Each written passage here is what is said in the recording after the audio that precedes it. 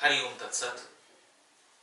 योग और योगा शब्दों को अगर हम समझने का प्रयास करें तो योग को ही इंग्लिश की भाषा में हम योगा बोलने लगे हैं। जिस प्रकार राम को रामा बोलते हैं, कृष्ण को कृष्णा बोलते हैं और योग को योगा बोलने लगे हैं। लेकिन सिर्फ इतना ही अंतर योग के विषय में नहीं आया है। आज जिस तरीके से योगा को लोग समझने लगे हैं कि वह एक सुबह 1 घंटे की क्लास ले ली और उसमें कुछ आसन कर लिए, प्राणायाम कर लिए और कभी कभी थोड़ा ध्यान कर लिया, ये योगा के रूप में इतना ही सीमित रह गया है। लेकिन योग यहां तक नहीं है। योग तो बहुत ही विशाल है।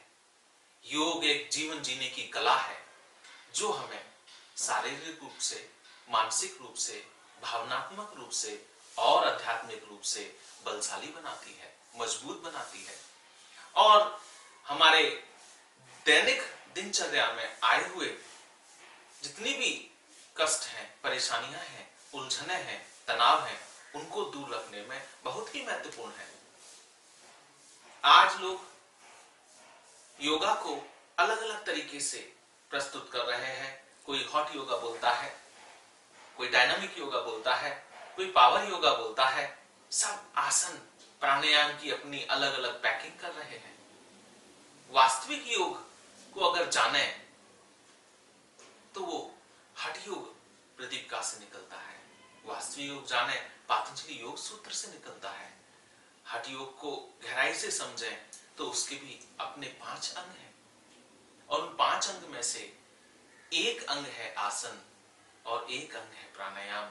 मात्र इतना ही करते हैं, वही क्लास तक सीमित योगा के रूप में देश विदेश में प्रस्तुत हो रहा है।